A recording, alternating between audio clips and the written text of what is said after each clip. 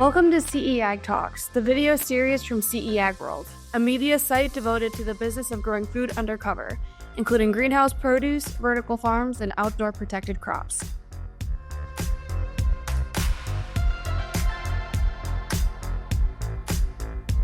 Today, I'm talking to Gretchen Schimelpfenig, Executive Director of the Greenhouse Lighting and Systems Engineering GLASE Consortium at Cornell University, and the winner of our Emerging Leader CEAg World Impact Award for 2025. Throughout her career, Gretchen has driven the adoption of advanced lighting, HVAC, and controls to make indoor farms more productive and sustainable. Gretchen, congratulations again on your big win. Thank you so much. It's a pleasure to be recognized. So what is the biggest lesson you've learned this year as you've worked toward your goals? This was an interesting question to think about. I think that there's lots of lessons we learn over each year. And so choosing the biggest one, I think looking back on my year, what I thought was my biggest lesson was that it's good to know when to walk away from a strategy when it's time. It can be tempting to drive towards every goal, especially when you're as goal-oriented and achievement-oriented as I can be. And when you're so mission-driven and you want to help so many people get better services or access funds or advanced technology, right? Those can pull you in so many different directions. So choices must be made to make effective use of the time we have each day. I've read some books on this topic. One of them is called I Know How She Does It by Laura Vanderkam. And the other one is called Playing Big by Tara Moore. And so both of these women write books about how successful women make it happen. And I've been inspired by them over my career. And in their own ways, they both really suggest that you take a look at the way you spend your time and choose the ways to achieve the impact you want to by paring down and saying no to some things and saying yes to the things that are aligned with your vision, not just yes to things that someone offers you or someone is a cool company to work with or other reasons that might be nice but aren't vital. So that's, I think, the biggest lesson I've learned this year. I only have so much time and energy each day, so I should use that recognition of when it doesn't seem to be working. It's not a bad thing. It's sometimes time to walk away. Now, what are you currently focusing on in your work? Another interesting question. Admittedly, it can be hard to focus in general in my work this year because many landscapes are changing around my teams.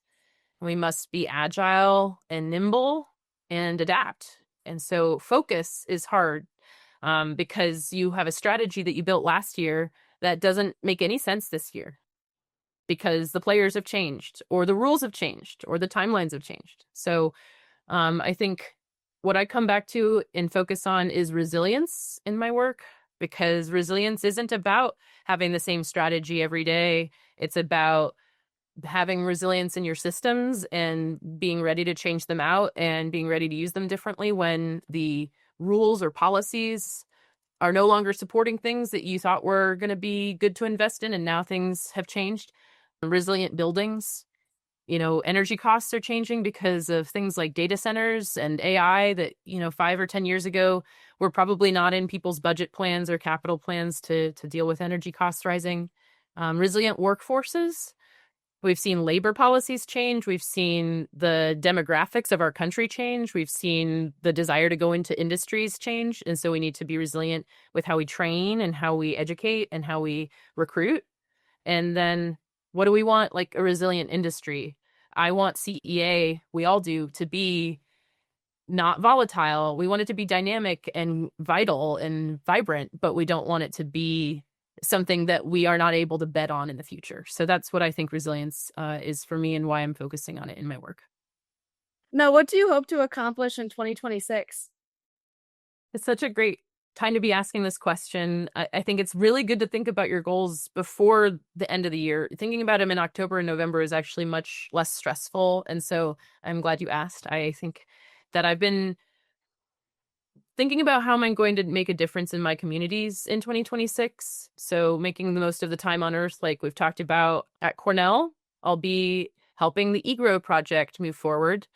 the program that's developing educational tools and resources for middle and high school students in New York, Pennsylvania, Virginia, and Wyoming. And so I'm very excited for the second year of that project to be closing out with a whole digital library of these resources for pilot schools to access going into 27 and 28. And so GLASE will be building that library out with our partners, and it'll include courses on lighting controls, benchmarking, climate controls, plant science, as well as like robotics and plant imaging.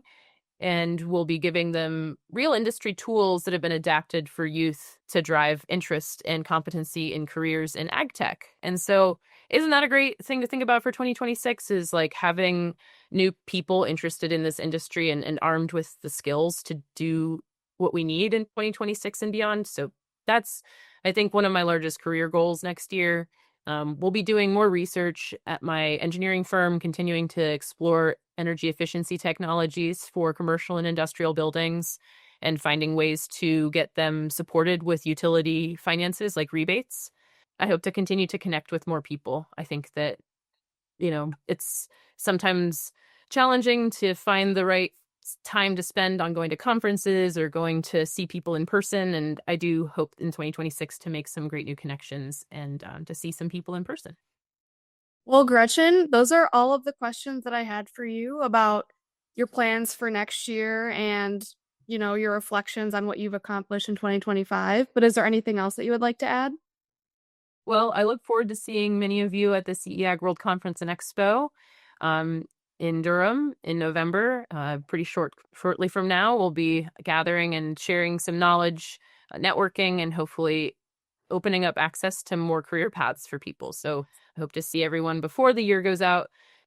And for 2026, I think I would just like for folks to think about how you want to help this industry grow, how you want to work with GLASE to perhaps train your workforce or get involved in the eGrow project. So if you're hearing about these pilot schools and you are involved in a school that wants to develop ag tech education, the door is open to join the project as a pilot school. So if you are interested in being educated with GLASE, either as a professional or a student, reach out to me. And so you can reach us at glaze@cornell.edu. Wonderful. Thank you so much, Gretchen, again. And congratulations on winning the Emerging Leader Award this year.